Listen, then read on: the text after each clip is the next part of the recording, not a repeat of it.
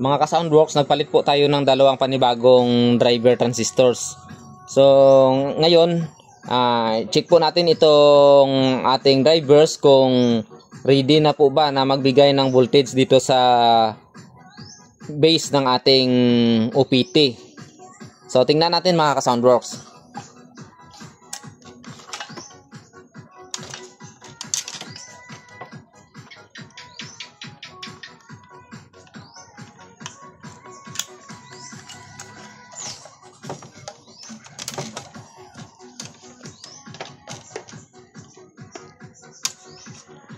Ngayon mga ka-Soundworks, ang susukatin natin na voltage, itong binibigay ng drivers natin, itong output ng drivers natin patungo dito sa base ng ating output transistor. So ito po, ang output transistors natin ay apat po dito sa taas at saka apat din po dito sa baba. So check natin mga ka-Soundworks kung ready na po ba taniman ng panibagong output transistors, kasi nakapagpalit na po tayo ng drivers na bago.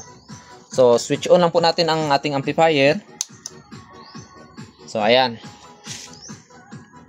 Ngayon, check natin itong base. Dapat dito sa base mga ka-Soundworks, base ng ating OPT ay dapat po ay nakakasukat po tayo dito ng voltage na nasa 0.4 pataas po hanggang 0.7. Depende po sa disenyo ng amplifier. So, kadalasan po nasa 0.4, 0.5, minsan nasa 0.6. Hindi ko lang po alam kung may mas mababa sa 0.4. Pero yan po ang kadalasan po na nasusukat po natin. Ito mga ka-Soundworks, dito tayo magsimula sa gilid. So ayan, ito sa kabilang channel ito mga ka-Soundworks. So ayan, nakakasukat tayo ng 0.4. So dito sa kanyang kasama. So ayan, 0.4. Dito sa baba, ayan, 0.4 point something po. Dito sa kabila, so ayan, 0.4 din po. So ayan ang goods po. Itong sa kabilang channel natin ay okay na po, ready na po ang kabitan ng output transistors. So good na po yan. Itong kabila naman, ayun, tumunog mga ka-Soundworks, hindi normal sa kabila. So ayun, mayroong DC output, hindi po siya normal mga ka-Soundworks. So ngayon, ito, alamin natin mga ka-Soundworks kung anong naging problema nitong kabilang channel. So ito, may nakakabit pa na resistor sa taas. So, dati na po dyan. Ito po na channel ang may problema, itong kabilang channel. So check natin mga ka-Soundworks. Kaya pala abnormal ang base voltage natin, kasi ito short pala itong transistor na ito, 55, 51. So pinalitan natin ito. Ngayon check natin ulit mga ka-Soundworks.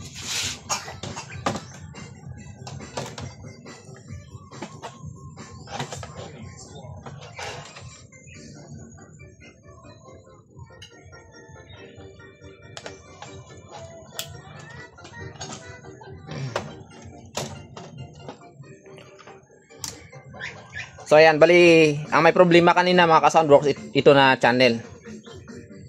So ngayon check natin kung sakto na ba ang nilalabas niya na base, nilalabas niya na voltage sa base.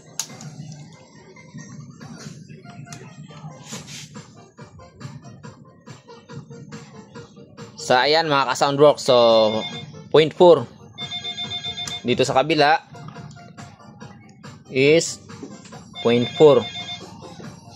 Dito naman sa baba 0.4 at saka dito. So ayan, 0.4 mga ka-Soundworks. So ibig sabihin mga ka-Soundworks, itong board natin ay ready na para sa panibagong output transistors na ikakabit natin. So ito mga ka-Soundworks, nagpalit na po tayo ng panibagong mga OPT. Hindi ko na po pinakita ang buong video sa pagpapalit kasi tumatagal po ang ating video. Ang dami pong nainip.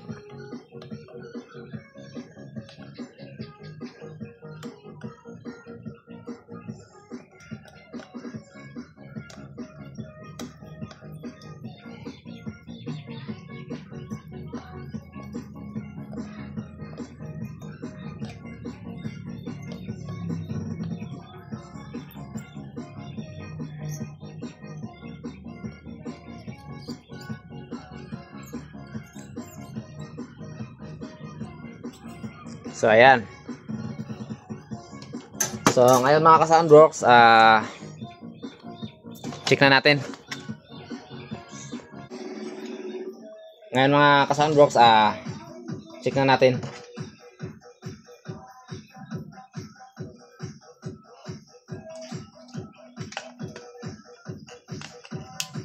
So pasensya na po mga ka-Soundworks kasi gabi na po, medyo madilim.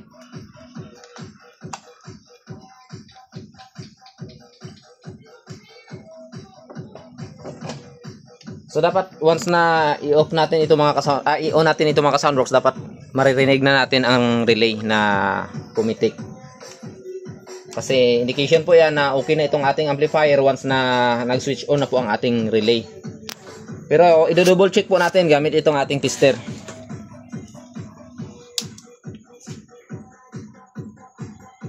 So ayun, so pumitik po ang ating relay mga ka-Soundworks, ibig sabihin okay na po itong ating board. So check natin ang output. So ayan mga ka-Soundworks, nasa negative 44 po. Saka itong kabila ay negative 44 din po ang DC. So napakaganda po ng kondisyon ng ating circuit. So okay na po ito mga ka-Soundworks. Ngayon po ay i-audio check po natin gamit lang po itong, i-touch lang po natin ang kanyang input.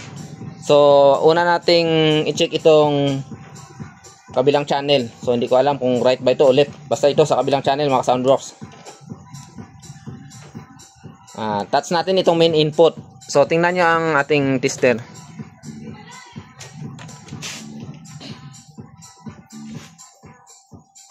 Ayun. So tingnan nyo itong kanyang ito mga ka-Soundworks. So mayroong audio. Ayan. So mayroong audio. So itong kabilang channel naman mga ka-Soundworks.